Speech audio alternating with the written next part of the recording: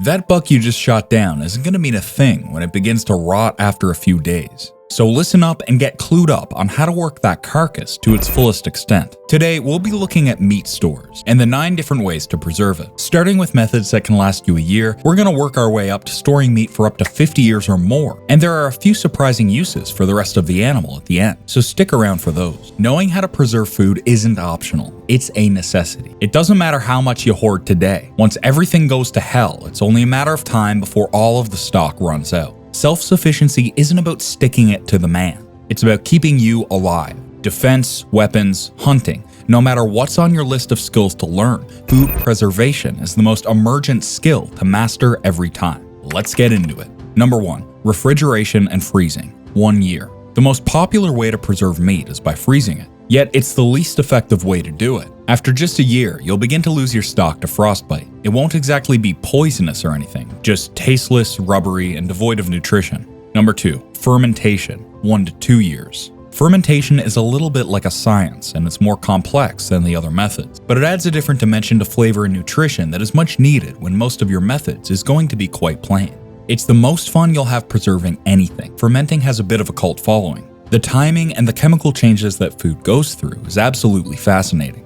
Give it a try. You might surprise yourself with how much you enjoy it. Number 3. Curing and salting. 2 to 3 years. Using salt to preserve food is the basis of most preservations. Salt dehydrates the product. It creates a hostile environment for bad bacteria while allowing good bacteria to thrive. You can also go the cured meat route, which is probably what most of us are interested in. Because who doesn't love prosciutto? Now, please understand, we're not talking about store-bought packaged cold cuts that use chemical preservatives to make it last a few weeks longer. We're talking about old Italian-style farmhouse salamis and hunks of ham strung up to cure for a month or two. The old way of curing any slab of meat with salt can preserve it for 2 years, more if it's stored correctly. Confit, 3 years. Confit is a preservation method where the meat is salted and canned in rendered fat. That can is then cooked at a very low temperature for a few hours until the meat is so tender that it falls apart. The fat seals what's inside of it in an airtight layer when it dries hard. Sort of like nature's way of giving you a free vacuum sealer. You can skip the meat entirely and fill the can with just rendered fat.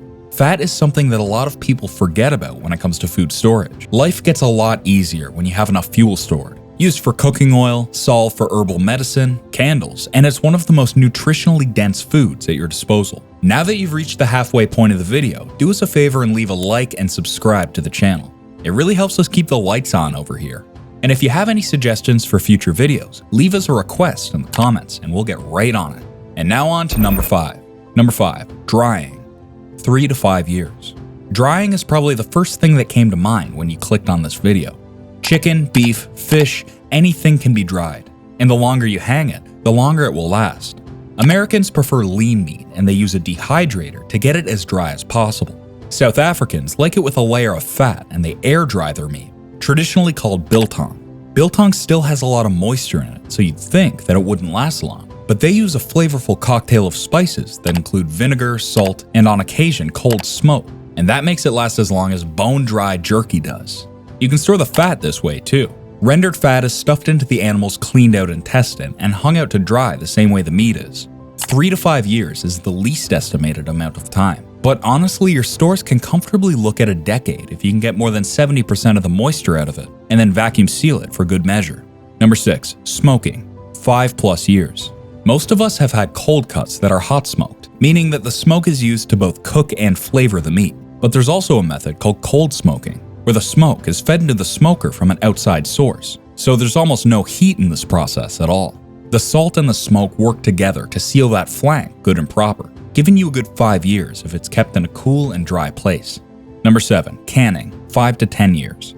Canning is by far the method that gives you the most options. It's not just that the meat can be stored for more than 10 years. Entire meals can be put together in a single container. The sheer convenience of taking out a can of pre-made chili that's better than any of the store-bought stuff already makes it worth your while. Canning is easy, delicious, and the most practical approach to food preservation. And in our opinion, the most important of them all, just because you can fit so many food sorts and flavors into a single can. Number 8, freeze drying. 25+ years. Freeze drying used to be reserved just for the military. Luckily, the technology's become cheap enough for us everyday guys too. With drying and canning, there will always be a little nutritional and flavor loss during the process. Freeze drying, on the other hand, is the preservation method that keeps the most nutrient and flavor intact out of all of them. Your food will keep for 25 years or more, so we definitely advise that you make the investment and get yourself a freeze dryer. Number 9. Pemmican, 30 plus years. And finally, we have the star of the show, Pemmican. Pemmican is so unusual that the food itself is also the preservation method. There's nothing quite like it. It combines two methods, drying and confit, to create the most long-term product of all. By removing the moisture through drying first and sealing it in fat, you're putting as much nutrition into it as possible. You can live off of just 250 grams of it per day. That's how rich it is. It is the only food sort that allows you to live on it and nothing else for years on end and still be completely healthy.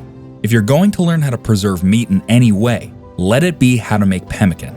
Lasting for 30 years is just the lowest estimate. There are reports of pemmican lasting for nearly 50 years. Number 10. Miscellaneous. If you have a whole carcass to work with, there are other uses for it than just the meat, fat, and fuel. Joints can be boiled down into glue. Skin can be worked into leather. Intestines used as sausage casings. And the stomach can be made into leak-proof bags to carry water. Look, we're not saying that you need to be an expert at any of these, but it's a good idea to at least educate yourself on the theory so that if the time ever comes that you need it, you'll have a working knowledge of how to scrape and stretch out a piece of skin to make a serviceable piece of leather. If the time comes that you need to rely on your own knowledge base, the internet probably won't be around to help you anymore. Learn it now and stay alive tomorrow. Besides, it's a lot cheaper and healthier to do it yourself than it is to buy military rations.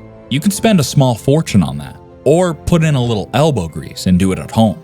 Don't rely on the system that's failing you already to keep you supplied when the grid goes down. This is Threat to Survival. Prepare today, thrive tomorrow. Embrace the threat to survival.